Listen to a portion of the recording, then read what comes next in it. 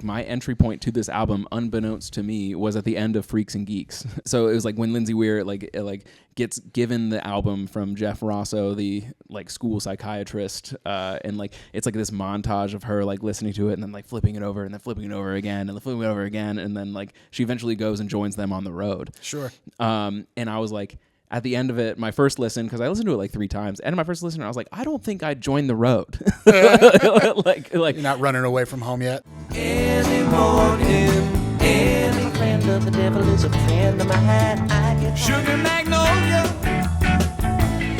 operator, can you help? Look out, the crippled ends broke down palace. Till the morning politics of my life still keep trucking. What's up, everybody? Welcome back to the Full Spin Club. My name is David Stewart, and I am the host of this online album listening club where we get to know people via their favorite records. Today, we have Garrett Titlebaum. Hey! Howdy. Garrett, go ahead and tell the people the album you brought to the club today. Today, we're going to be talking about the Grateful Dead, American Beauty. Ooh. And depending on when this comes out, because I've lost all control of my release schedule. Flat circle, that thing called time, baby. Yeah, flat circle. Yeah. Depending on that, we were doing a live show at Commonwealth Sanctuary called The People vs. Grateful Dead. And so it was very important to me to get Garrett back on the show for his second time to talk about his favorite band, I think, with an asterisk. I would say at this point I'm comfortable enough to. Okay. I would say that, yeah. And because he will be playing a lawyer in that show, and depending on when you're tuning in, that show might already be on YouTube. So go ahead and check that out. If not, subscribe so that you can see it when it comes out. It was or will be fun. Yes, it was or will be fun. It's like when in The Office when Daryl tries to like minimize his amount of time that he takes to like record those like floating headshots, and he's like, he just records a bunch at once. He's like, wow, this person has really gotten themselves into a situation. There was an old SNL sketch where Tom Brokaw wanted to take off time for vacation, so they had him like record a bunch of possible things, and it's like Gerald Ford is dead or Gerald Ford is gay. Yeah, it's just all these different like Gerald Ford specific news stories that I always think of with that sort of stuff. They did that in 30 Rock too, where like they were like decided to record a bunch of like disaster stuff ahead of time, so that in case like a disaster happens, they already have like the fundraising telethon like recorded. You'd like to be famous enough that somebody's written your obituary while you're alive. You know, that's the goal. That's the dream. I've only written mine a couple of times. But cool. So for those who have not seen the show already, there are 3 main segments to the show. There's On a Pedestal, where we're going to talk about the highlights of the record. There's On a Spit, where I talk about my personal views of the lowlights of the record, and the person who brings it kind of like discusses their like defense of it. Like not necessarily anything that like is like I have nothing like I'm not a hater, but I have I gotta defend it. Yeah, well, practice for the trial. Yeah, practice for the trial. Or just like I want to hear your take on like why these like strange things I come across in the record. Oh, sure. You know, just like and then like I thought about renaming this like right before the show, renaming On a Spit to Disc Course. I like that. Because, you know, I love a good pun. Yeah. And then the third section is called On a Turntable, and that's where we take a turn and talk to the guest a little more, using the album as a backdrop to really get to know them. So without further ado, I do have a new very first segment called Liner Notes. Okay. And it is essentially the very simple question of why. So why this record? Why this band? Why is it your favorite amongst the others that you love in this world? Of the other bands? Yeah. For me, I think the Grateful Dead is the quintessential American rock band. I don't think there's anything close in the lexicon of these are American bands, and I think they have a great discography on their own, but they also do a great job of honoring other musicians throughout different genres. And so this space, the 1970 kind of pair of records, Working Man's Dead and American Beauty, are kind of the most important for me as a music fan outside of the Grateful Dead, I think 1970 to 1979, we're reacting to the end of the Beatles. Yeah. It's a lot of singer-songwriter stuff. It's a lot of country ballads and things like that. You get into disco, and the Dead did it all. I mean, there's so much that comes from the beginning of the 70s and then as I get into Shakedown Street. But these two records really allowed them to leave the idea of they're a 60s band, they're a psychedelic band behind, and it became more about their vocal jamming instead of just their musical jamming. And for me as a music fan, that's a lot of times what I look for. Okay, because for the record, I am not a big Grateful Dead person. My introduction is this, this conversation, and which is what I love about doing this show is that I've been introduced to ever since I changed up the format and had people bring albums that they love. I'm learning more and more, which is great because I get tired of searching for music on my own. Sure. And so this is all brand new to me, the space, and something I did not think about was the 70s aspect of it, what was ending, what was beginning. So that's really interesting. Sure. For me, I've always been a music fan, and I've loved music my whole life. But I decided at the end of my 20s, which now I'm near the end of my 30s, that I wanted to kind of set up a project for myself. So I started the goal of listening to every album by everybody in the Rock and Roll Hall of Fame. Okay. Which is something I'll probably never finish. Sure. But during the beginning of the pandemic, so I was 6-7 years into this project at this point. My uncle passed away. We weren't able to have a funeral. And so he was a big Grateful Dead fan. And I knew some Grateful Dead stuff. I had a CD or two here and there. I knew some covers, but I had never really dug in. And because I have to listen to every album by everybody, they've got so much live out there. It's not just studio records I'm doing. That really became a focus of 2020 and 2021 for me. And so I started with the studio albums, and then I got into some of the Europe 72 stuff and Dick's Picks, which is a series of their best ofs from different eras and different sections. And so as you start to get this ear for each era is a little bit different. There's a different keyboard player. There's different components to the band. Their catalog obviously gets bigger as they continue to play. Jerry has moments where he starts to sound worse and then sounds a little better and then unfortunately doesn't make it after 95. But in addition to all that, so I got into the Dead from 20 to 21. I had seen John Mayer play when I was 2002. Summer of 2002 after his first big record. Yeah, his real his peak. Room for Squares was out, and he was on his first tour. It was at Fraze Pavilion up in Dayton after my freshman year of high school. And so after I get big into spending 6-12 months, I realize that Bob Weir, Bill Kreitzman, Mickey Hart are out on the road as soon as COVID opens back up. They've been touring as Dead and Company. Yeah. And that I have a living opportunity to now go see one of my favorite guitar players sit in with what's left of the band. Yeah. And it's been such a unique experience to be able to go, I can get out for 3 shows this summer, 4 shows, be on the road with the band that really has cemented all of the other stuff I think about music in a big way. So I just gush about these guys as much as I can. Because well, this is the place to do it. Cool. That's the whole reason. So I have 2 things that I picked up on during that I have questions kind of devil's advocate stuff. You say quintessential American band. Okay. And in again, I'm coming from this place of not understanding either of the people I'm going to mention. It's Grateful Dead, but also I hear Bruce Springsteen is the American guy. Where does he land in this spectrum to you? So I love Bruce, and luckily, even before I started this project, I had my kind of kickoff to my Bruce Springsteen era when I had a traveling sales job, and I was just on the road all the time in Western Pennsylvania. Didn't really know anybody, which is ultimately what led me to starting comedy. Oh, okay. But I got very big in 2014. I saw Bruce and the E Street Band for the first time, and it was, again, you talk about John Mayer helping cement why this band was important. Tom Morello from Rage Against the Machine had played on the High Hopes record that came out that year. So when I saw them tour, they opened with Clamped Down by the Clash, and the E Street Band is such a cool kind of machine, the way they all kind of play together. Very much, I would put them up there in the top 3 American bands. And I saw Bruce this past summer with one of my groomsmen right before he had his his first kid. Nice. I've seen them in total 3 times. I saw them on September 11th with a friend, Alex Coyne, who was a comic back in Pittsburgh. Well, that's quite the band to see on 9/11. Yeah. And then I saw my first Grateful Dead show was 9/11 5 years later. Okay. So those are my 2 September 11th concerts.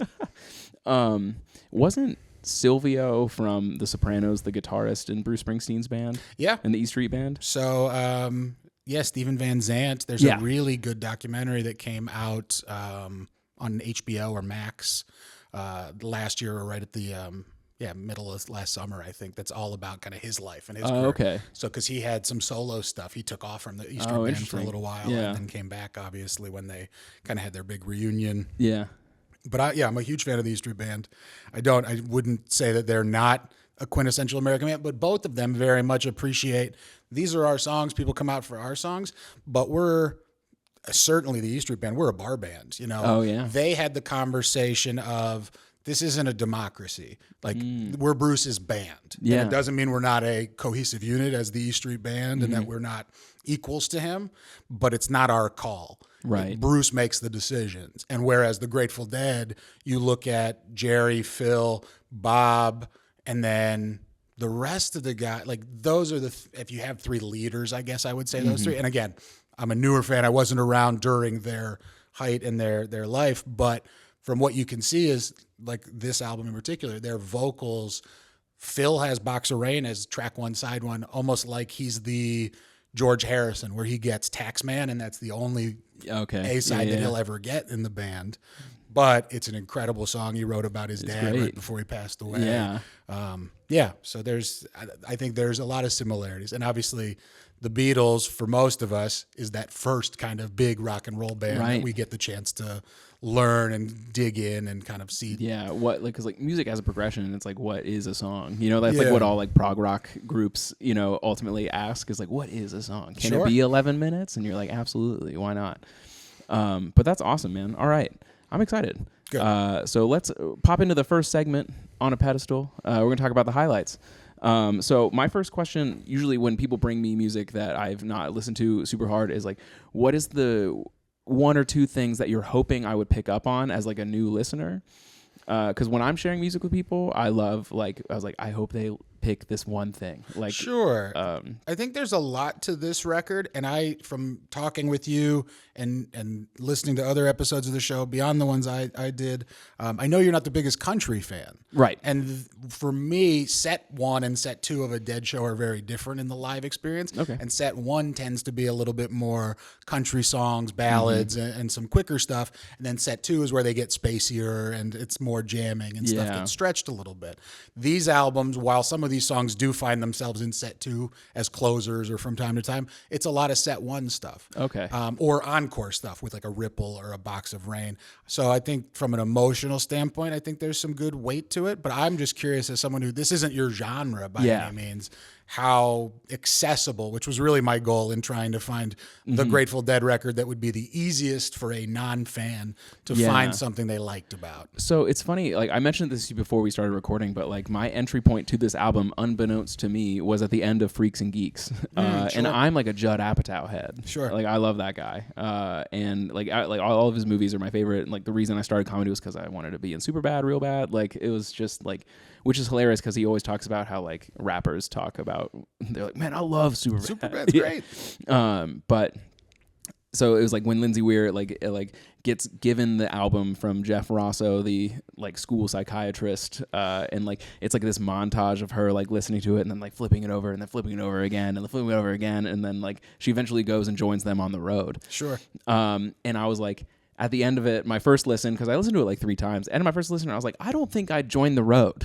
like you're not running away from home yet? I'm not running away from home. And like I have like my nitpicky things or like my questions, like I'll save for the next segment. Sure. But I did find it accessible. Good. I was like, yeah, this is music. Like, you know, like this is music. Well, because like so much of like jam bands, like there's like a lot more lore around like the lifestyle of jam bands than there is like the actual music. Well, it's because we don't get to be the ones who play it. Right. You know, there is some of just like we're here for the experience, and it is a full day of you know, you're at a festival environment, but you're all there for one band. Typically that's going to play for 3 hours. Right. And so the whole day is Shakedown Street, getting to be in this little like utopia community of people selling tchotchkes and shirts out of their cars and grilled cheese sandwiches, and it's a beautiful sort of just people being people. Yeah. And so my entry point was that, and then I was listening to it, and I listened to it on like a drive, and I listened to it just around the house when I was doing stuff, and like it is, what I picked up on most was like it's very cheerful. And it's also like in like the great harmonies. Like I was unaware of like the vocal harmonies as part of their shtick. They were spending a lot of time right around these two albums with Crosby, Stills and Nash. Okay. And so they kind of, you know, become a little bit influenced by that. Yeah. Like I was saying, kind of getting out of the longer, jammier stuff that wasn't always as focused on the lyrics and the songs. Jerry has a kind of writing partner, and so does Bob. And so for the first time, Robert Hunter, who had been writing with Jerry from the beginning, went on the road with them towards the end of the 60s. So that's why they were able to kind of have so many songs come out in this short amount of time. Yeah. And so you get like a unique perspective on kind of their approach. Yeah. I don't normally gravitate towards cheerful music. I'm going to be real. I've noticed that about you. Yeah. I don't gravitate towards cheerful because like music is a place where I like allow the sort of like not so sick emotions to breathe for a second so they don't like get suppressed or anything like that. And that's like, it's been a tool for me for, 30 years at this point. Yeah. And so that is like generally why I don't skew to like this kind of music is because like I have like I guess I'm more purpose driven in my music listening than I ever realized I was. Sure, if you're trying to escape something or you're trying to use it to work through a feeling, confront. And I didn't find that in this record. And like maybe there's more in to it than meets the eye. And they have other songs that get darker or scarier or bigger at different times, and there's that aspect of it. I have found. I think because I listened to Korn, I listened to a lot of new metal when I was in junior high and high school, and for me, music, I don't listen to metal or heavier stuff or angry stuff as much as I did when I was young. Yeah. And I think it's easy to be negative sometimes, and so I approach this from like, why wouldn't I want to listen to the music that makes me feel good, that like gets into my bones and brings that good feeling to me? Like I've kicked this like a lot. I knew this like this episode was going to get into this territory. And so I've been like very self-reflective. I'm like, okay, so what is it about this music that I find off-putting versus like, cause like there's no reason, agreed. Like I attempt and like I've been working very hard to not be as negative a person these days. But even with that, I'm like, it's like when people are too nice, I almost don't trust them. Okay. Because like you're not like at least acknowledging that things are hard. I think that's like what I struggle with like consistent like happy-go-lucky. Sure. And so that is like where I'm like, okay, like, but like things are tough, right? I can have real conversations, and I do with people that I'm close with. But I think for a long time that was my default too, was to go like, shit sucks, and I could be pissed and mad about it. But the only two things that I ultimately have any control over are my attitude and my effort. Right. And so it's like you can put in all the effort in the world, but if you don't bring the right attitude to it, it's not going to make a difference. And so I still have moments where I need some angry music and I'm in a bad mood, sure, but it has become less and less of what I seek out. Yeah. And I don't know, I feel better for it. Yeah. Because like I don't think I could make angry music because I don't want to live in those feelings. And like I know that as like an artist, you like in order to create, you do kind of have to live in it, and I have no interest in that. But I do appreciate all the hard work that someone else has done to live in that long enough to like compress it into 3 minutes where I'm like, all right, I feel better now. Yeah. Well, I mean, you have different music for different times. You know, I don't want to exercise to this record per se. Yeah, I would drive through the countryside to it. Perfect. Yeah, exactly. Yeah. Enjoy your afternoon. Spend the day cleaning the house, doing some relaxing. I'd cut the top off my Prius and you know, have but a convertible. Really, for driving, I don't know if there's a better like band to throw on because you can get lost, especially in the live stuff, in the transitions between different songs. Yeah. It's really like an enjoyable ride. Yeah, because I remember like all right, I'll save that this anecdote for the next segment. You talked about your entry point being Freaks and Geeks. I genuinely thought, especially with this record, Friend of the Devil, there's like a Counting Crows cover that would have come out when you were like at the right age. I was at the right age. So I was like, maybe that would have been... the Counting Crows were like under my radar. Okay. Like I only knew the radio hits that I would hear like at the swim club. Sure. So they were a little like just like a hair before me. Okay. Because I think musical awakening started with Green Day's American Idiot. Sure. And that's kind of like, and then from there I sprawled into like the. So we have a little bit of a gap. But the first CD I spent my own money on was Dookie. So I do have American Idiot, and I still appreciate Green Day. But Dookie was kind of like beginning of me getting into music. And Dookie is like realistically the better album. Like, as with age, I was like, okay, this is better because like it's like a little less like pointed. Sure. Because American like Idiot I bought was Insomniac pointed. The weekend it came out. Like I remember being 10, 11, whatever it was, and like I'm going to the store to get this CD. Yeah. Okay, so I always try to come up with a top three when I listen to new albums. I'm curious of your top three though, like top three cuts from this record. Can I look at the back? Please do. Okay, because I don't think about them as an album band very often, and I did listen to it a few times. But if I had to go with only 3 songs from this record, I think Box of Rain. Mm-hmm. I think Ripple. Mm-hmm. And probably Broke Down Palace. Okay. Which are 3 what I would consider encore spot songs.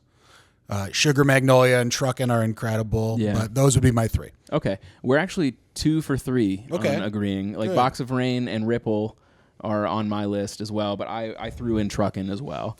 Truckin's so fun, and I've seen so many good live versions of it. And think of all the yearbooks that say what a long, strange trip it's been. Sure. Thanks to these people. Well, and as a performer, I resonate a lot with the line of like, sometimes the lights are shining on me, and sometimes, I can barely see because it's so blinding when you get the attention. It's this balance of like, you gotta keep trucking on. Another Americana band I enjoy is the Ava Brothers, and they have a similar song where they talk about like the light being bright and that kind of. That always resonates with me as well. Of being like, I want attention, and I'm like, never mind, this is too much. I've seen them a bunch, but when I saw them in 22 at Riverbend, there was this couple in front of me, and they closed set 2 with Sugar Magnolia, and they did almost like a High School Musical like chorus line, dance to it in front of us. It was so funny. It's just very like melted into my brain now. Yeah, that's awesome. What's your peak moment of the record? Do you have one? Like. When you flip it, side 2, Ripple's really strong. That's such a pretty idea. And I think he wrote that and Broke Down Palace the same day. Okay. Robert Hunter. Yeah. I think mine, it's early in the record. It's the first song. It's Box of Rain. Like I don't think it all downhill from there. That's because like I get nervous saying that, like because that's not how I feel. It was like, oh, we're just starting up, and then like it's consistent. Like throughout, I don't think there was a moment where I was like, "Oh, this is ass." No, and sure. then we come back, and that was I think the first time Phil and Robert Hunter had kind of collaborated. Yeah. Those are like Phil's lyrics and Robert's music, or vice versa. Actually, now that I'm saying it out loud, but Phil's father was sick and dying, and so Phil, who just passed away a couple months ago, like had spent the time and wrote that song. And they don't play it all the time, but it's one that you really kind of like hold out for. Yeah, you're rooting for it. Yeah, and that's what keeps people going back. Like, why would you see this band hundreds of times, whatever? Right. It's like they don't play the same set, and they're not going to play it the same way, and there's different like specific times they've played songs that I'll go back to that version because of the way it made me feel or the way that day went. And the concept of like jam bands and like the music being a living and breathing thing was like a large topic in my episode with Alex Leeds about Bob Dylan. Sure. Like Dylan is like similar when he performs, that it's never the same and it's like living and breathing. And I definitely am going to dive into that in the third segment. Cool. But did you like Dylan? Was that your first time? That was my first time, and it was also the album he wrote when he was in his 80s. Well, yeah. And it has like a 17-minute ballad about the death of JFK. Oh, sure. Yeah, I've heard that one. Yeah, it's fascinating. I got into Dylan during Love and Theft, which is like 03, 02, one of his renaissances as a comeback. But then when I saw him live, I was very disappointed, and it was very mumbly. Changed the melody to a lot of songs, and I was same thing when I saw Van Morrison. It wasn't the day. I would love to see both of them again and give them another shot, and I enjoy their catalogs immensely. But those were shows where I was like, not for me. Yeah. I am such an album guy that like I get upset when it's not the same. So here's an opportunity for you. Dylan and the Dead toured together, and they have a record together. Oh. So you could listen to Dylan singing with the Grateful Dead. Okay. Interesting. That's kind of a different vibe. Yeah. Not as many harmonies. But they do a lot of Dylan songs. That's probably, of the artists they've covered, the one I've seen them cover the most frequently. Yeah. Well, because, again, they played with him for a number of years, and so have this kind of wealth of knowledge. Dylan is just so coverable. Sure. Like, the covers of Bob Dylan all rip. Yeah. And that, like, I said it last time, and I'll say it again, it's like it just speaks to him as a songwriter, not necessarily a performer. Like, sure. Like, it's like people like it, and people are able to, like, put their spin on it, and just, like, I mean, All Along the Watchtower is such a ripper of a Jimi Hendrix song. Yep. And it's like, it's a Dylan cover. And I've seen Dead and Company play it. I've seen Dave Matthews Band play it. It's always good. Yeah. Every time you get to see it's All Along the Watchtower is incredible. Yeah. What's the vibe of All Along the Watchtower with Dead and Company? Like, because like there's a part in that song, the peak moment of that song for me is like the second time he comes around in the chorus, he's like, yeah. Like, I can't imagine. So you talk about a specific time you've seen it get played. Spencer DeMulkey and I went out to Indianapolis in 2022. So I'd only seen them for the first time that fall of 21. So this was probably my third show seeing them. And they do set one, then they take their encore break or their intermission break. Then they come back, and during set two, probably since I'll say the late 70s, I don't know for sure, they started adding a improvisational section called drums space. And so the rest of the band kind of leaves, and the percussionists, and sometimes the rest of the band will join them, will do this kind of improvised 2-section song that has different components. And so when they come back in, that's always kind of like an extra opening number for me, or it's this like we've gone into this like journey of discovery, and now we're coming out into a song. They came out of space into All Along the Watchtower. Interesting. And it was it's like this big sweeping moment, and Bobby takes it, and it was beautiful. It was really cool. And I don't know, man. I'll look it up. I'll let you listen to any Dead show you want. Okay. Are those like cataloged? Like, I know like the fans catalog them a lot of the times. Like they record them or like post them or anything like that. Yeah, so they're all available on a website called Re-Listen that is linked to the archives. Okay. And so you can get access to almost any song through there. There's a service called Nugs that does a lot of like the newer stuff. The Dead and Company stuff's available on there.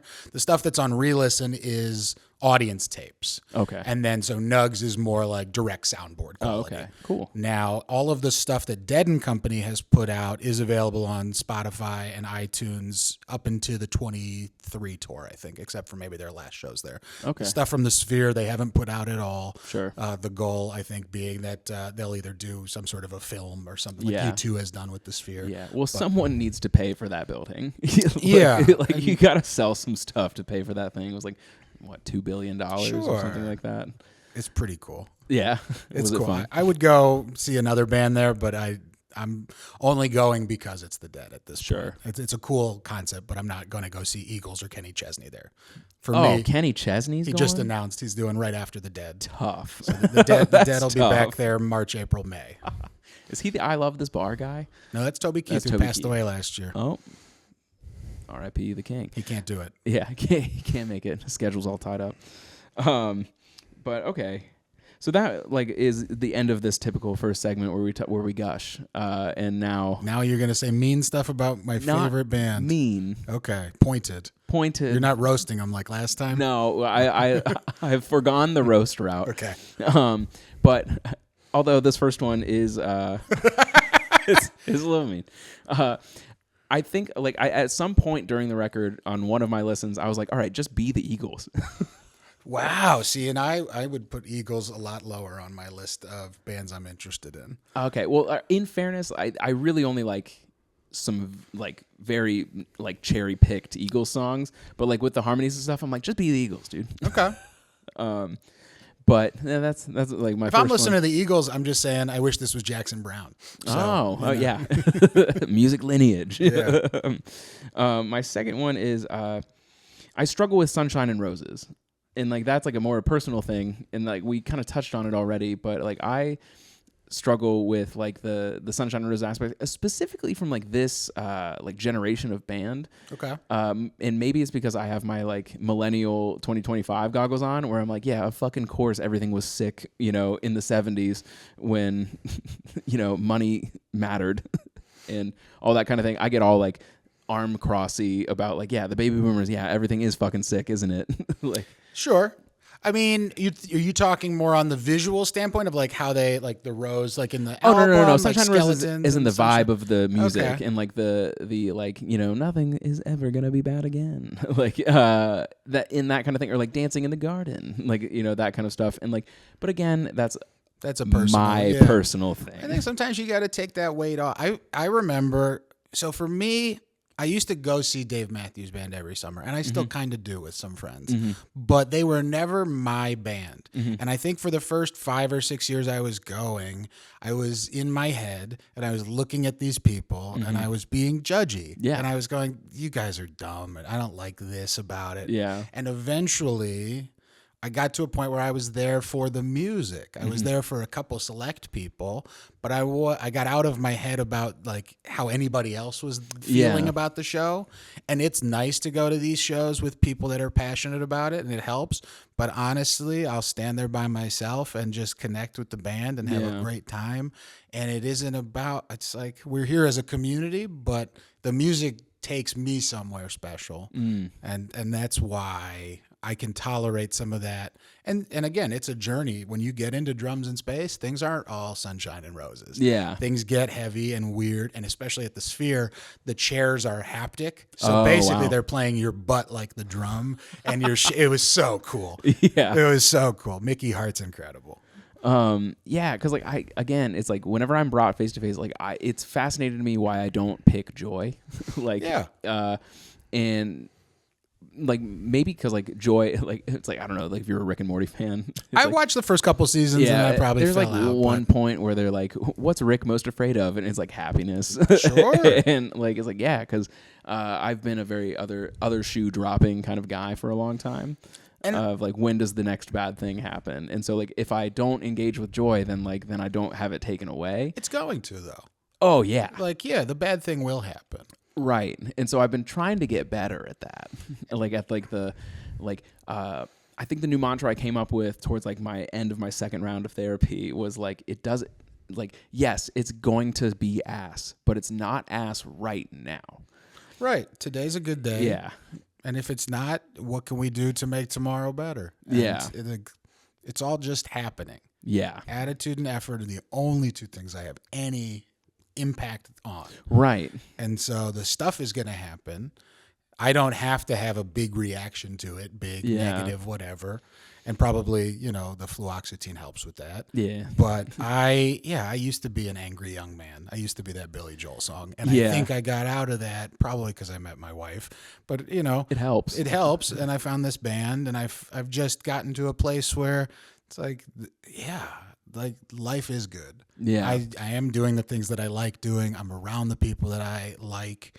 And I already lived some of those other experiences. Yeah. And I wasn't like necessarily not in a good mood then, but I think I spent so much time of high school and college and my early 20s being ready for the next thing. Yeah. And so it's very much the next thing is, kids, a house, all that sort of stuff potentially. And so it's like, why rush to that? Yeah. I am so happy in the life that I have where my wife and I get to do this job and be silly and go on the road and make jokes. And I get to work with people I care about and help my friend, grow his business and impact small businesses all across the country. Yeah. And that's cool. And if I wanted to be well, I'm helping evil corporations sell cars to, bad people that are going to drunk drive. I guess I could. Yeah. But that's not what I feel. It is always a choice, and like it is a conscious effort for the depressed folk to like choose it. But like it's interesting, like when I think of joy, it's not this vibe. Like it's more like if you need to feel happy, if you're bummed, what's the record that would help you get there?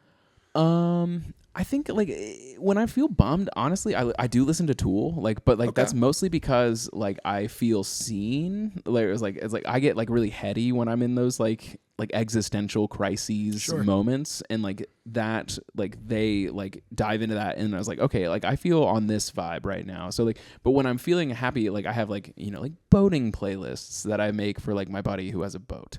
Boating, got it. Okay. Oh no, yeah, boating, like as in. I thought these were sex playlists. No. No, on a boat. Gotcha.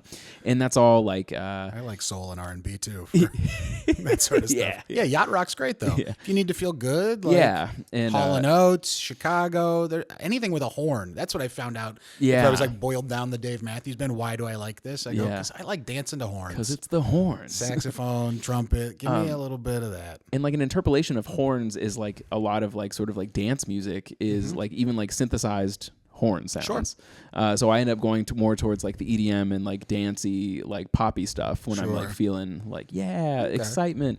But I think as I say this out loud and think about it in real time, it's just like a very bipolar thing. It's like either really angry or like through the roof ecstatic. There is no like easy going. And a lot of my early music was, crafted by MTV and having some older female cousins in my life. So it is a lot of pop music. It is a lot of like fun, silly 90s, 2000s, 80s stuff.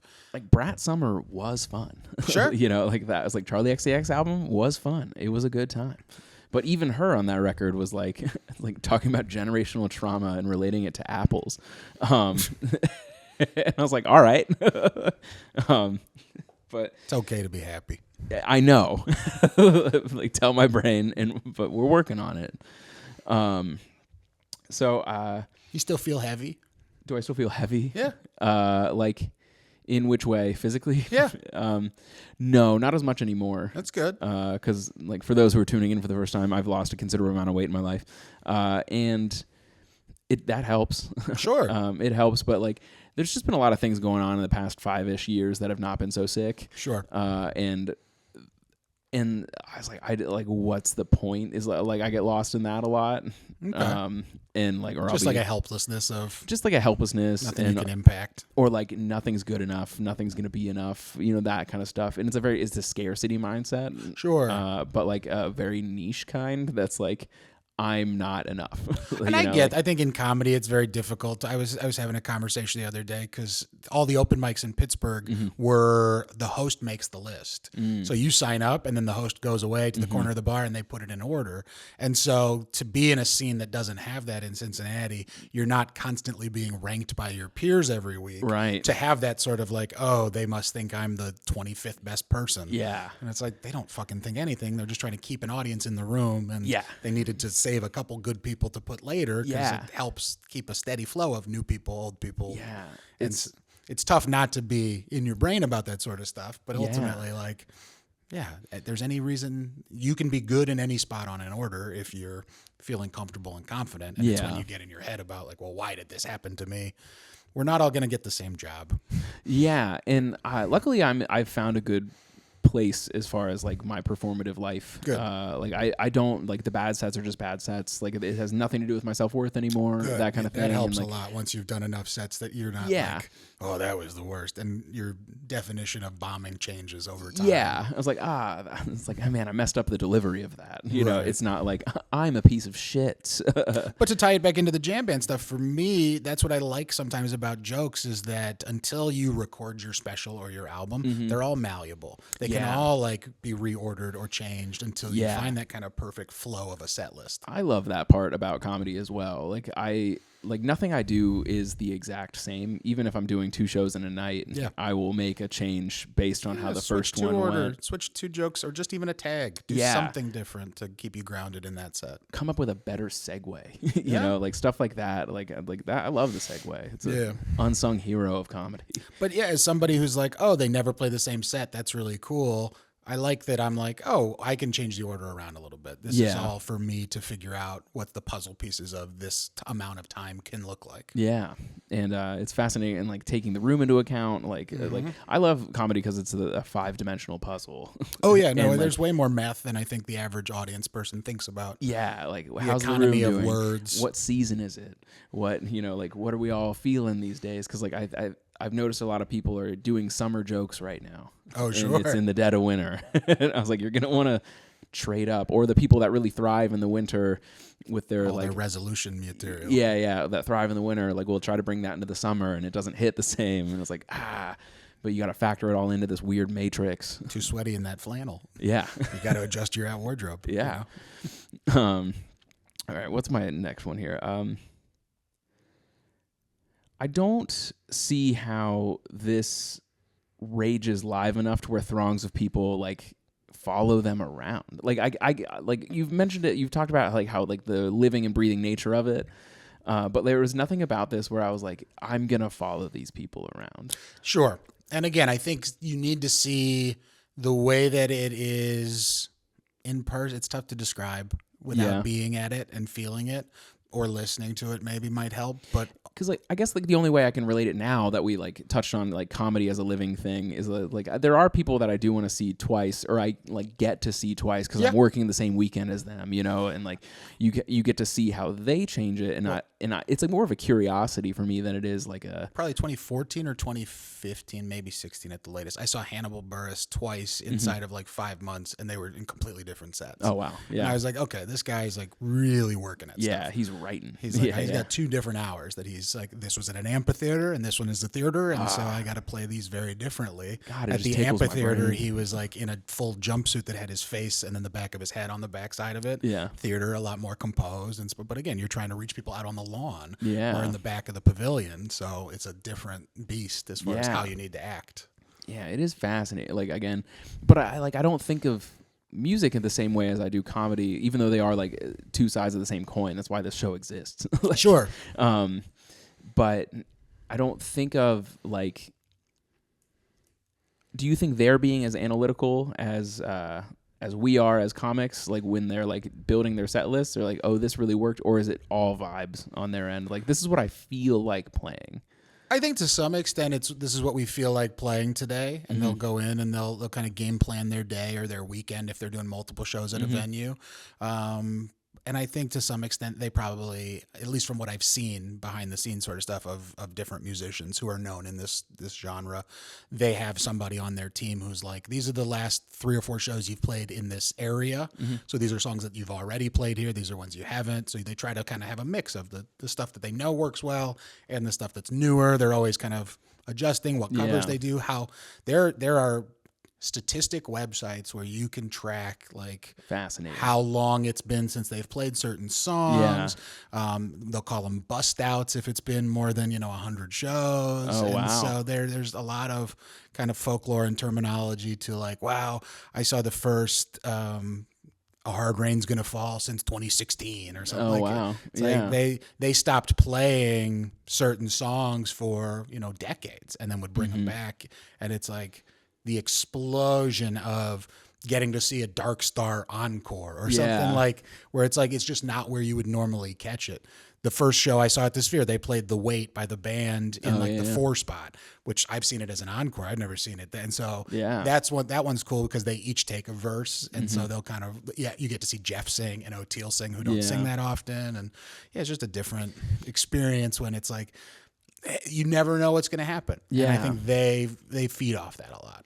I guess in speaking to you, I get why comedians like this so much is because it's so similar to like how we were like, it's like, oh, they're doing this now. What are they going to do next? And like I've seen like comics do like, oh, you're doing this joke early. Yeah. Like, okay. Yeah. It's cool if you can like, you don't want to get stale. Yeah. And so if you do your encore halfway through, you better figure out how you're going to close. Yeah, it's fascinating stuff. Yeah. And like for like the nerds in us that are like if you're interested in the math, or if you're like, oh, I'm chasing this band. I know they opened their tour in another city, and I looked, and these are the songs they did play. So now in my brain, I can start to do the math of, oh, then I'm more likely to get this one. Oh, that's always like the scuttle on the lawn. It's like, what do you think they're going to open with? That's all people are kind of talking about that day. And you can, be somebody who this is what you always say, or you can be somebody who kind of feels the moment and thinks about it. I love that game. I played it with David Chimisuro when we were talking about Kendrick this last time, because Kendrick's doing the Super Bowl, and I love playing the game of what will they open with, because it's like so similar to comedy. Like, what it's not like us.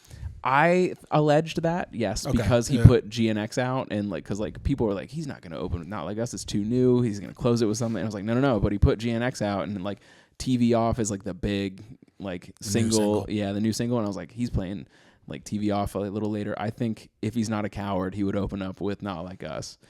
The same phrase I used for Rihanna when she did her halftime show, where I was like, if she's not a coward, she'll start with "Bitch Better Have My Money," and damn it, she did, and it was the best day ever. So I like the math, apparently. Take a Bow. That's my Rihanna song of choice. Yeah. It's like a good... Yeah, she's not opening with that. No, that's not for the day. But if I had to pick one Rihanna song, that's mine. Yeah. We found love in a hopeless place. That's a good one. I loved the one with Mickey Echo of the band, like Neon Trees. Oh, okay. It was like Stay. I don't know it off by name, but I might know it if I heard it. There was a summer where I was like going through heartbreak, and like so was somewhat like another friend of mine, and she and I would sit in the car and like sing that song. Sure. So funny. Everybody needs a heartbreak album. Yeah. John Mayer gave me Continuum when I got my heart broken in college. It's a perfect record. Yeah. So. Gravity. All right.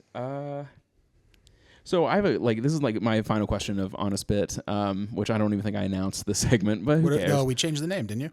Oh yeah, Disc Course. Nice. We renamed it. Rebrand. But do you find any weak spots in this album? Or is it 100% top to bottom? Like if you're looking to cut a song, yeah, I think Operator's okay. I could give or take Operator. I've never needed to see it live. I feel okay without it. And if I was honest with myself, the best song called Operators by Jim Croce. So really, I'm always going to be a little disappointed it's not Operator. Sure. I think I thought Candyman was kind of Candyman's fine. Those are the two that I'm like, they're okay. Yeah. They're not ones that I like need all the time, but they're both fun. Operator's a Pigpen song, which this is towards the end of Pigpen's time with the band, the first keyboardist. So yeah, I wouldn't disagree with you about Candyman. Osha and I got married at the end of October, and we went to Asheville for our honeymoon. And the first night we were there was a Grateful Dead family cover band. Oh, okay. And so they played Candyman because it was Halloween week. So that's the only reason I'm like, oh, I know when I saw that one. Not by the real band, but it counts to me. Yeah. Yeah. Oh, man, I had a question, and I just let it slip. No. Songs you would cut. Songs I would cut? Not necessarily. Oh, it was a question about the second to last cut before Truckin'. It's Addicts in My Life. They really don't play very often. Addicts in My Life. I just had a question. Is that a play on addict, like addiction? Maybe. Because that was just my question. It was like, it's so close. Till the Morning Comes is so fun and upbeat. It's not one that I think about very often, but I like that one. Yeah, Addicts in My Life is like slow and sweet and pretty, but not one that, again, it's an album from a non-album band. Yeah. They were in a position where the record companies really cared about what they were doing, and they kind of had to go into the studio to record these two to kind of make up some money because they were getting into some financial trouble from a drug bust in New Orleans. Yeah. And Mickey Hart's dad was the manager of the band and kind of ran off with some cash, so many managers do. So many family managers do. You can Dane Cook's brother amongst them. Yeah. I don't know. But I always like the story of they wanted to stop people taping the shows. And so they had security come out and deal with it for a couple of days. And it was their road crew basically that was asked to go out. And they came back to Jerry and Bob and they were like, hey, we don't really want to do this, man. We're not cops. Yeah. And Jerry went to the record company and goes, yeah, we're not cops, man. Yeah. It's like, let people tape. And it obviously helped them kind of grow their fan base. And the idea of trading tapes is something that's really unique and special to the jam community. And so that you can have such a, it's like they have their own section to be recorded in. Yeah. That's fascinating. This is the primary. You see all like the big tall sticks and stuff. And now obviously they can put out their own stuff. Fish very early when they had it taken a hiatus and came back in 02, 03, started releasing all their own stuff online and kind of built their own streaming service before that was the norm. Yeah. And so it's really interesting that like they've found ways to monetize that sort of stuff over time. And which is helpful. Unique. Yeah. You know, we talk about like money getting messy in like the performing arts and whatnot. It's like, but it is necessary, like in order to like exist. Like if you want to see these people do things, you should probably help them out because like life costs money. And again, they were always willing to let different artists and community people like profit off of their own designs and stuff. And that's the whole kind of vibe of Shakedown. There's these vendors, but there's so much between the bears and the lightning bolts and the flowers and the skeletons. There's so much kind of unique iconography, which is why for like the Sphere, they really are like the perfect act to utilize that technology in a unique way. Yeah, the bears. I made sure Andy used those in the on the poster. On the poster. Yep. All right, man. That brings us to On a Turntable, our final section of the show. Sweet. We're going to turn it a little more towards you and your life and times with the record and all that kind of stuff. Okay. So, you ready? I'm ready. All right. So, okay, so like this album is like more of like a snapshot, right? Like it's like we talk about like these are the live shows, like those are where this music really lives and breathes. Yeah. This album is more of like a snapshot of that, but it breathes outside of this. You have like done your own podcast and you have your own game show at Commonwealth Sanctuary. Yep. And like those things are recorded. Do you think your shows live and breathe? Is that something you strive for in your work, or is it like I guess like where's your head at when it comes to your own performance, and where does the snapshot end and the life of it begin? Like, is this something you think about? No. Nope. Not in a big way. Yeah. I think I did before with the podcast, tried to think like, I put out an episode every week for 180 something weeks. Mm-hmm. And then when the theater went away and Woody's since passed, I commend anybody who takes it all fully on themselves to do that sort of stuff. And I wish I had more of that in me sometimes, but I like as much as I like that stand-up's unique and every set can be different and fun, I have been very mindful to be a performer who's not putting clips out just to put clips out. Sure. And I've been very kind with myself to say there's a lot of power in the anonymity of working on this for a while before you put it out to the general public. Right. And so, there is something to be said of I have, hundreds of performances that I, have unique. This is the first time I ever did this joke. This is the unique way. And I have that cataloged. Is that something that the average person wants from me?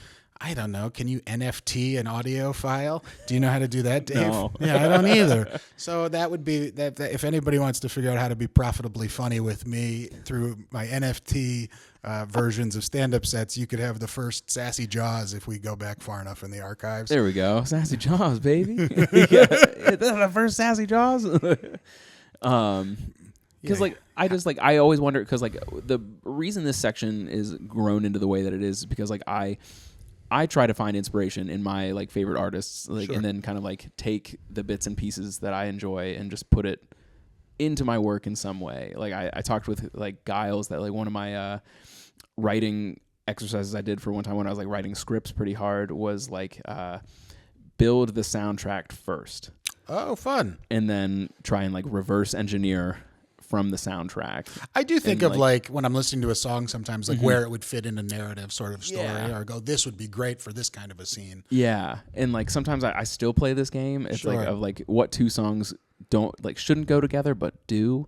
Okay. And like one of the two that I love to this day is like Fly Again from Turnstile off of Glow On.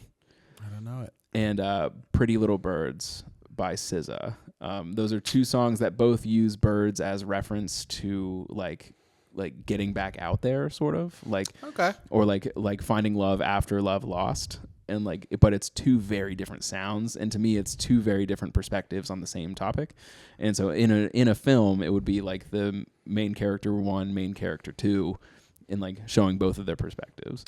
So from what I thought of with that, you talk about like a good breakup record or like a good line, I think is what I gravitate towards. It's like that like fuck you sort of like spite album. And John Mayer at the end of Continuum finishes with, I'm going to find another you. Ooh. And he has this line that's like, I hope she looks like you and she's nicer too. And like, that's like a real like notch in your bedpost sort of. Yeah. Like, yeah, you meant nothing. Like, as he's weeping, right? Just crying the whole album. Yeah. So I just like wondered if like the living, breathing aspect has like crept into your like ethos as like an artist yourself, or if you're more focused on like with the game show, right? Would you rather it be like, you know, action cut and then that's like how it lives, or like would you rather it be a live experience? I like it as a live experience. I haven't put it out as like a full episode, and it's probably to be respectful of comics for not wanting to burn their material and put it out there as its own thing. I think it's great when you see it live, but for me, I wanted to do something that got to play to the strengths of other people, where I got to kind of fill this role that I've been told many times in my life I'm very natural at, and I like kind of that MC game showy persona. And ultimately, I don't have to do a ton of prep and writing for each unique show. I kind of found the 5 rounds, and I can slide different stuff in and out periodically, but the rounds are relatively the same most of the time. It's just the personalities that change. And so then I have a different guest, I have a different set of competitors. You know, Andrew's been a great addition to the program as a good sidekick to bounce off of. And so, it's a fun, awkward energy. And I think Commonwealth has done a really nice job of fostering those kinds of shows. Yeah, agreed. Between me and your show, and Giles doing Cool Showman there. It's been nice that there's like that late night slot, or, you know, a Thursday, Sunday sort of a like unique local programming that they can, hopefully foster that community from. Yeah. And like, just like the growth, like I think a lot of people get into stand up and they're like, this is it. This is what I want to do. And it's like, no, like, it's good to write creatively. Yeah. And like giving people an outlet to be funny. That's not necessarily a microphone and like a stool. Yeah. Pittsburgh had a ton of like character roasts and other types of like unique shows. And I started in improv. So there was always this kind of like collaborative environment that I liked about stuff. And it's when you're making an order for a show, even if it was like, you know, ranking your friends, you do still have to be very intentional and go like, what's best for the room and what do I need, you know, energy wise. I can't have 4 of the same type of comics in a row, you know, low energy, high energy, male, whatever it is. Like you have to vary stuff and make it a pleasurable 20-person evening for somebody who, are they going to stay and watch the whole thing? No, but they can come in at different points and navigate the program. And that's while there are plenty of comics who approach things from a space of, it's all about me. Right. I always strive to be somebody who's making it about the people who showed up and are in the room with me right then and there, because this show isn't an audition for something bigger. Right. This show is what we're doing right now. And whether it's 4 people or it's 40 people or it's 400 people, it's a chance to help some people forget about their problems a little bit and laugh and bring some joy to the world. Spoken like a true improviser, because I have an improv background as well. And it was like the spotlight shines brightest when it's on all of us, that kind of thing. Like, and like, you're not there to steal punchlines. You're not there to be the person. You're there to like help the entire group as a whole achieve the goal of, you know, performing. And improv can be tough because they'll put you in different teams and they try to build them out of their people at the theaters. And sometimes they do a great job. And sometimes it's not exactly who you strive to play with or feel like that comfortability with. Sometimes you can build your own team, an independent team, or you just are lucky and you take a class and you end up with somebody who very much is like in your wheelhouse of comedy. Yeah. And I was really lucky that I started improv with like a handful of people that really helped encourage me to be me. Yeah. And I could do the same for them. And it became, life bits. It became just like the joy of making each other laugh could translate to the show. And I also think, even though it's called improv comedy a lot of the time, some of my favorite scenes, some of the most memorable things are when I was the character who was so grounded in a big feeling or a big emotion that you're able to work through some of that sort of like non-funny parts of stuff to get to something funny. Yeah. It's math. How seriously do you want to take yourself? You're a clown. Yeah, you're a clown, dude. Be cool. Yeah, if you're uncomfortable, they're uncomfortable. Yeah, that's huge. It's like you're gonna want to go up there with your head right because everyone's gonna know. Yeah, like when it isn't. So there are things I remember about my podcast, and I said this to Osha the other day, and he's one of my closest friends now. He married Osha and I, Shannon Norman out of Pittsburgh. He. The first time I ever interviewed him, told me a story about when he worked at like the Exchange, like a record secondhand CD store, and they had a guy who would come in pretty frequently and buy different CDs, and they would ask him what he thought of music, and if it was something he didn't like, he would always go, "Not in my home." And I feel that way about so many things when I think like, should I be negative about this or should I shit on somebody's like thing they're excited about? And I go, that's fine for you. I go, if that's the thing you like, more power to you. I'll give it a chance, but after I've given it my chance, I go, I got enough things I like. Yeah. You can have that at your house. That's been like a big breakthrough thing of doing this show is like not everyone's bringing an album that I think is like an absolute banger out of the park. But like I do my best to not actually yuck someone's yum. You know, like I like to have discourse about it. I have questions. Sure. You know, like I was like, what? It's like, this is my read on it. What's yours? Yeah, I could tell you didn't like Sturgill. Yeah. And I think that's a great record. And that album was like impactful in my collection when Osha and I first started dating. So I think we both have a connection to it. I didn't hate it. Sure. But there is like a lifelong friendship that was going on in that where like fair. I played up. You're poking at your buddy. Poking That's at fair. it. Yeah. Same with like Jimmy Eat World is like the other friend of this like triumphant friend group we have. We did a Jimmy Eat World record and I spent the entire episode just egging him on, like absolutely just ripping the rug from under him because that's fun for me. Yeah. So I read the room in that way. Fair. Like I'm not going to bring a stranger into my home and be like, hey man, here's why your taste sucks dicks. Yeah. Why do you like terrible things? Yeah. Like that's not like I try to. That's a good way to be. Understand where they're coming from because it matters to them. Sure. And it's like I wouldn't want someone to shit on my I stuff. think that's like more, maybe even more than movies or comics or anything. It's like people really like music is so personal to you. Right. Because it does help you process your feelings and get through whatever it is you're going through. And if it's this band that's been so important to you, especially like your whole life, it's tough to be like, well, the Beatles suck dick. And you're like, well, actually there's some really good stuff if you look at this era or that era or like what mood are you in? There's so many genres they touch.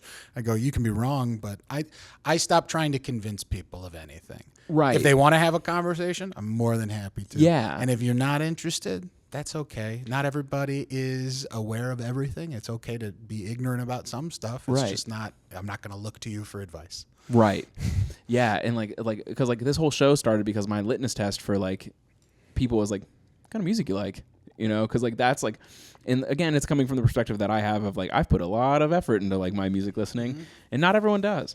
But that's still important information to know about someone. Yeah, I spent most of my bar mitzvah money on CDs at Best Buy. Right, and so like it's just like it's a fascinating way to get to know people. Sure. If only the people would, would people get on board. Okay, so I think we may have already done this, but like, what is your most hippie take? My most hippie take. Yeah. I don't know. You're not a religion guy, so this can be... I grew up religious. Sure. Yeah. And I'm Jewish, so I'm a different faith than the average American, I guess, sometimes. But I am of the belief that, like, we're here to create the Garden of Eden on Earth. And we have a chance to positively impact where we are and who we're with. And this has helped me create that space for myself, which I think is the key to most of it before you can start to do it for anybody else. Oh, right. And so this sort of a band and their approach has allowed me to forgive mistakes, to allow me to stay present and yes and things, because you're going to have to take the lead on some stuff. You're going to have to let other people take the lead, and you're going to have to be comfortable with the results. Yeah. And there's a nice balance to the universe when you give up the need to control it all.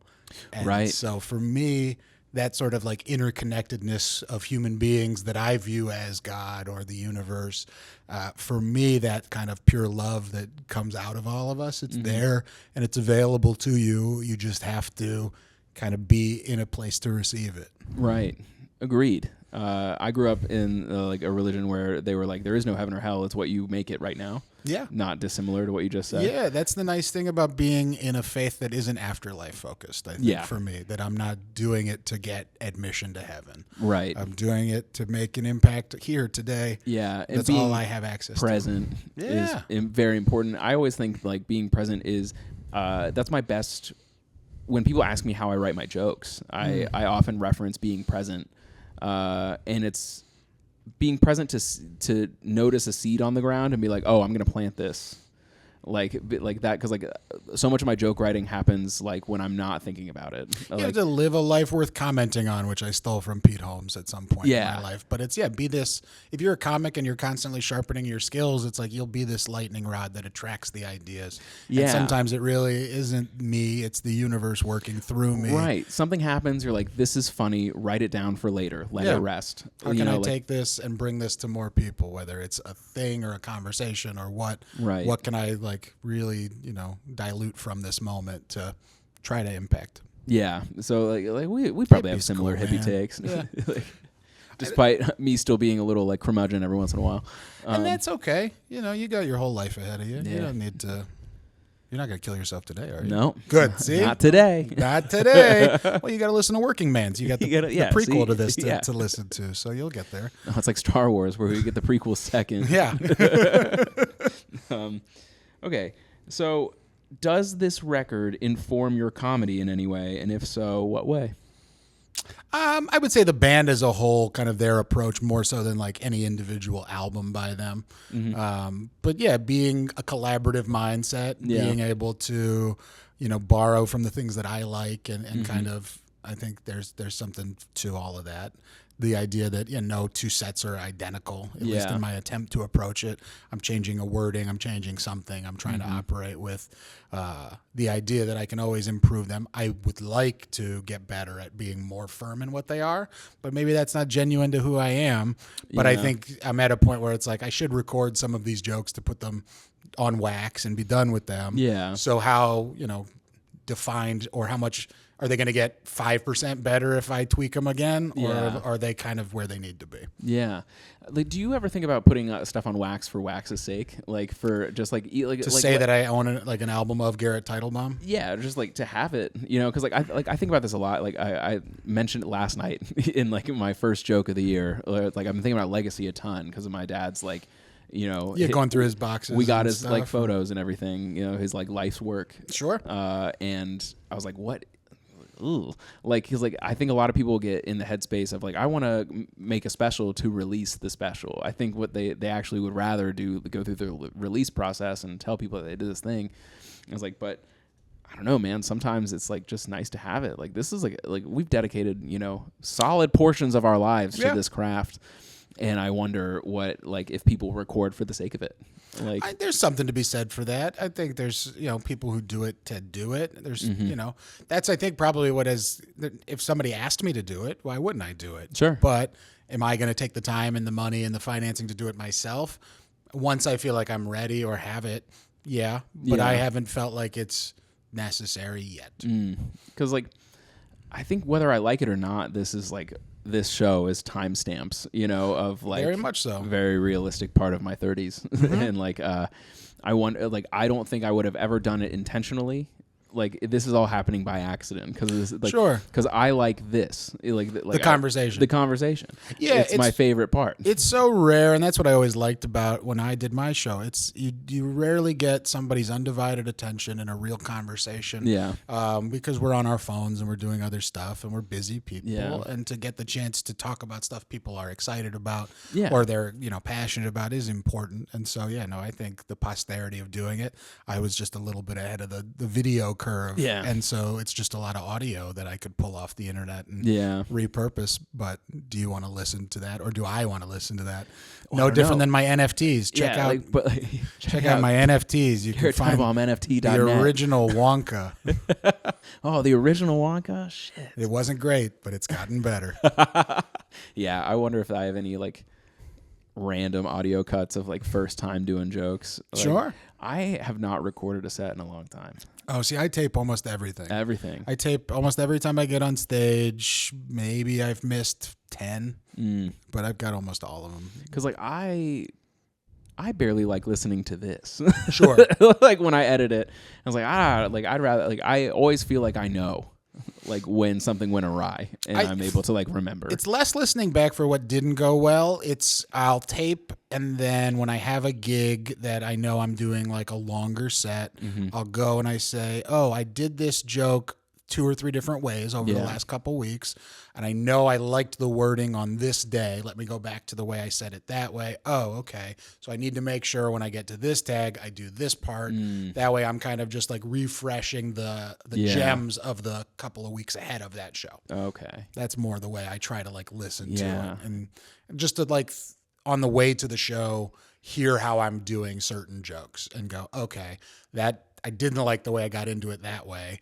Let me try to restructure this intro. Oh, okay. Yeah. Kind of like we talk about dusting. Segues. I go, my brain works in segues. That's always how I've kind of written set lists. And so I go, well, this joke makes sense if I go here. And there were always people, not always people, but there's people who will negate something they say. It's like, I'm single, and now I have a girlfriend, and now I'm divorced. And it's like, whoa, what happened? Who are you? Yeah. And so whether you are the real you or not up there, you have to be that person for the amount of time you've been asked to that's do. real. Yeah, you want to create the space of this is who I am today for this audience. And so there are jokes that don't make sense now as a married man that I won't do anymore, or I restructure how I tell them to make them fit who I am today. Something that really interesting that happened to me like this week was I dusted an old one off the shelf, like an old joke. Sure. Like we talked about how like they added it, that they haven't played in a decade. You know, we're dusting it off, we're playing it again, and it turns out that one of my jokes I had written recently works way better with the old joke in tandem now. Sure. Like they both work together well, but like it's like, oh, sometimes you just have stuff early. Sometimes, yeah, exactly. This is a phrase, or this is a section that I like, and it doesn't fit with what I'm working on right now, but it doesn't mean you won't ever find the way to make it pair with something. Yeah.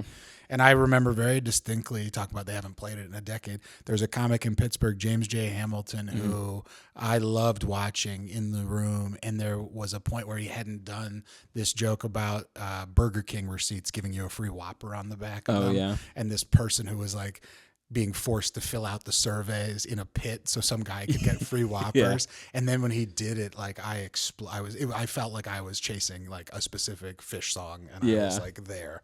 So I was like, he did it. I waited 12 months, but he brought it back. Yeah. And it's so good, and I love it. And I think about that joke a lot. Yeah, I think about like I have one of Carl Spaeth's like real like winner of a joke that I love, but I think I loved it because it was like the exact time, day, and like moment I needed to hear that joke. I thought it was so funny. I was like crying. It was like when I was running the B list. Sure. And then I heard him do it since, and I'm like, it's just not the same. Sometimes you catch it on the right day. Yeah.